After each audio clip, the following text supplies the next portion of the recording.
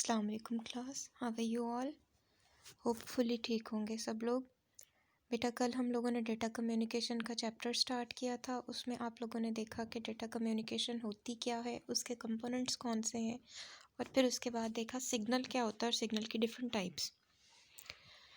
आज हम देखेंगे कि डेटा कितने किस्म का होता है जिसको आपने सेंड या रिसीव करना होता है, और फिर विद एग्जांपल्स हम देखेंगे। ठीक है, तो हमारे पास डेटा हो सकता है डिफरेंट टाइप्स का, जिसमें आ जाता है टेक्स्ट, न्यूमेरिक डेटा हो सकता है नंबर्स की फॉर्म में, इमेजेस तस्वीरों की शक्ल में, ऑडियो साउंड्स की शक्ल में, वीडियो आपको पता है फुल मोशन इमेजेस होते हैं। ठीक है, इनकी डिटेल्स देखते हैं। Text data consists of words, sentences and paragraphs. इसके अंदर सेंटेंस जो भी कुछ आप लिखेंगे टेक्स्ट की फॉर्मेट में वो टेक्स्ट डेटा कहलाएगा। और इसके अंदर आस्की कोड होता है विदाउट फॉर्मेटिंग, यानी इसका फॉर्मेट कोई नहीं होता आस्की कोड का। एग्जाम्पल के तौर पे वो कुछ आपको डेटा दिखा रहा है, जैसे उस्मान खलील एक टेक्स्ट की टाइप है, पाकिस्तान और इस्लाम इसी किस्म के डिफरेंट, यानी कि जो भी अल्फ़ाबेटिक लिखा हुआ होगा वो आपके पास टेक्स्ट डेटा कहलाएगा। न्यूमेरिक में आ जाते हैं आपके पास 0 से 9 तक डिजिट्स डेसिमल पॉइंट के साथ, यानी कि अगर 1.5 होगा तो वो भी क्योंकि नंबर्स की फॉर्म में है तो न्यूमेरिक डेटा कहलाएगा। पॉजिटिव या नेगेटिव साइंस के साथ अगर लिखा हुआ होगा तो वो भी आपको न्यूमेरिक डेटा, जैसे -5 है लेट सपोज, तो न्यूमेरिक डेटा होगा। पॉजिटिव साइन नॉर्मली नहीं लगाया जाता, आपको पता है। एग्जाम्पल्स कुछ दी गई हैं, जैसे 10 है +5 -12, आपको पता है +5 नहीं लिखा जाता, खाली 5 लिखा जाता है। इमेज में ग्राफिक, चार्ट्स, पिक्चर्स और ड्राइंग्स वगैरह आ जाती हैं। इसके अंदर image normally set of bits की फॉर्म में ट्रांसमिट होता है। अब the bits are packed as bytes, bytes की शक्ल में उनको पैक किया जाता है। फिर उसके बाद आ जाता है ऑडियो, साउंड्स की फॉर्म में होगा, म्यूज़िक, स्पीच या किसी भी किस्म का साउंड हो सकता है। वीडियो आपको पता है फुल मोशन वीडियो होती है जिसको आप डिस्प्ले करते हैं, जिसके अंदर एक्शन और मोमेंट्स दिखाई जाती हैं। फिर डेटा को कंप्यूटर के अंदर रिप्रेजेंट कैसे किया जाता है, ये आपको मैंने क्लास में भी बताया था कि कंप्यूटर सिर्फ एक ही लैंग्वेज समझता है, 0 और 1 की, जिसको हम बाइनरी लैंग्वेज कहते हैं। तो आपका डेटा हमेशा 0 और 1 की फॉर्म में ही होगा। अभी पिछले लेक्चर में हम लोगों ने देखा था कि आपके पास इलेक्ट्रॉनिक डिवाइसेस के अंदर इलेक्ट्रिकल पल्सेस में डेटा ट्रांसफ़र होता है, यानी कि ऑन और ऑफ। जब ऑन स्टेट होगी तो वो 1 होगा। देखिए ये जो लाइट कलर में आपको सर्कल सा नज़र आ रहा है, ये आपको ऑन स्टेट दिखाई गई है करंट की, देखिए ये। ठीक है, इसी तरह जब डार्क सर्कल है तो वो ऑफ स्टेट है, ऑन होगा तो 1, ऑफ होगा तो 0। ये दोनों में से कोई एक भी होगा तो वो एक बिट कहलाएगी। इसी तरह 8 बिट्स का कॉम्बिनेशन आपको पता है 1 बाइट होती है। ठीक है, तो बाइनरी डिजिट बिट होता है, द स्मॉलेस्ट मेमोरी यूनिट है। अगर आप कलेक्शन कर लें 4 बिट्स की तो उसको निबल कहते हैं, और 8 बिट्स इकट्ठी कर लें तो 1 बाइट। और सिंगल कैरेक्टर को रिप्रेजेंट करने के लिए आपको पता है 1 बाइट आपके पास ऑक्यूपाई करनी पड़ती है। डेटा की रिप्रेजेंटेशन है, डेटा की रिप्रेजेंटेशन के लिए कुछ कोडिंग स्कीम्स होती हैं, ये आपके स्मार्ट सिलेबस का हिस्सा नहीं है, इसको बस थॉरली देख लें कि एक BCD होती है, बाइनरी कोडेड डेसिमल। इसके अंदर 4 बिट कोड होता है, यानी 4 बिट्स के अंदर ही सारा कोड बनेगा। EBCD IC extended binary coded decimal interchange code, ये 8 बिट होता है और इसके अंदर मैक्सिमम 256 कैरेक्टर्स आ जाते हैं। फिर आस्की है, American standard code of information exchange, ये 1968 में आंसी यानी अमेरिकन नेशनल स्टैंडर्ड इंस्टीट्यूट ने डेवलप की थी।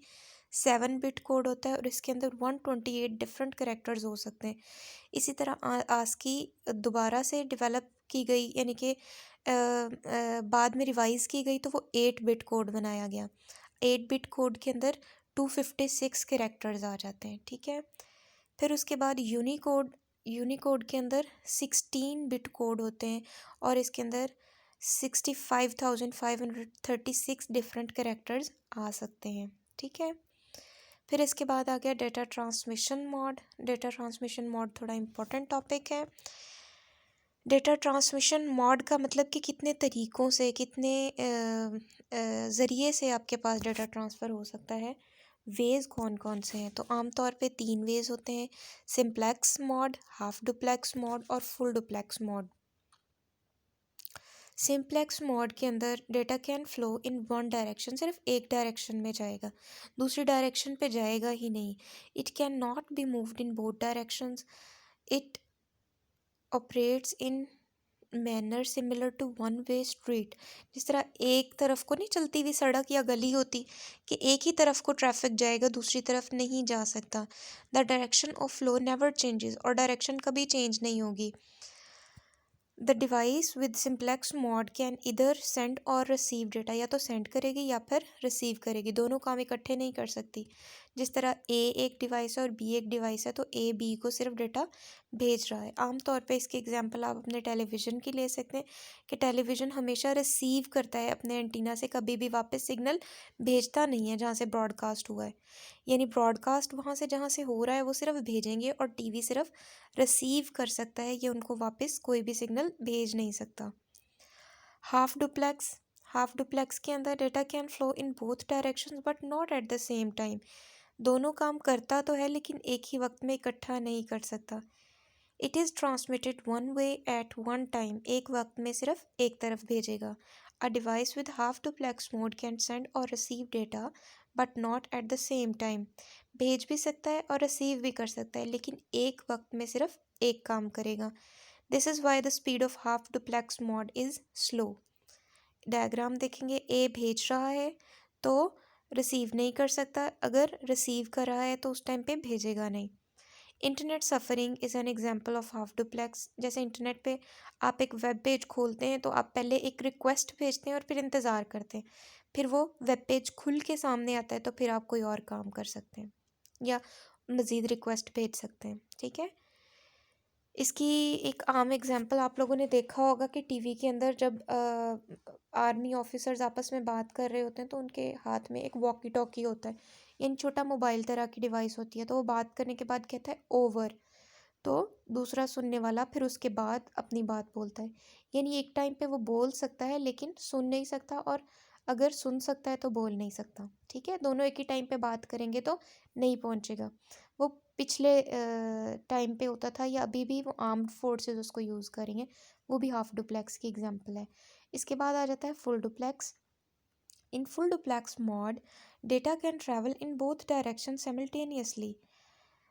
दोनों तरफ इकट्ठे साइमल्टेनियसली, एक ही वक्त में डाटा ट्रैवल कर सकता है, यानी आप भेज भी सकते हैं और रिसीव भी कर सकते हैं। Full duplex mode is faster way of data transmission as compare to half duplex. ज़ाहिर है उसको वेट नहीं करना पड़ता, भेज भी रहा होता है और रिसीव भी कर रहा होता है, तो ये फास्टर होता है। Time is not wasted in changing the direction of data flow. ठीक है, इसकी एग्जांपल देखें कि ए भेज भी रहा है और रिसीव भी कर रहा है बी से। इसकी एग्जांपल आम तौर पे जब हम टेलीफोन यूज़ कर रहे हैं, मोबाइल फ़ोन्स, वो फुल डुप्लेक्स डिवाइसेस हैं। दोनों लोग इकट्ठे एक ही वक्त में बोल भी सकते हैं और एक दूसरे को सुन भी सकते हैं। ठीक है, फिर इसके बाद आ जाता है discuss different types of data transmission. Transmission कैसे होती है? तो आप तो आम तौर पे आपके पास डेटा ट्रांसमिशन दो तरह से होती है, पैरेलल ट्रांसमिशन और सीरियल ट्रांसमिशन। जब देखें दो चीज़ें इकट्ठी चल रही होती हैं तो वो पैरेलल कहलाती हैं, और सीरियल का मतलब एक के बाद दूसरी आए। ठीक है, यही डिफरेंस है पैरेलल ट्रांसमिशन में और सीरियल ट्रांसमिशन में। पैरेलल ट्रांसमिशन को देखें, a method of transmission in which groups of bits are sent at the same time over multiple wires is called parallel transmission. यानी इकट्ठे जा रही होंगी एक ही वक्त में उसके ऊपर एक चैनल, डिफरेंट चैनल्स या डिफरेंट वायर्स के ऊपर। It is usually unidirectional, uni का मतलब एक डायरेक्शन में सिर्फ जाएंगी। Each bit is transmitted over a separate line, हर एक के लिए अलग लाइन होगी।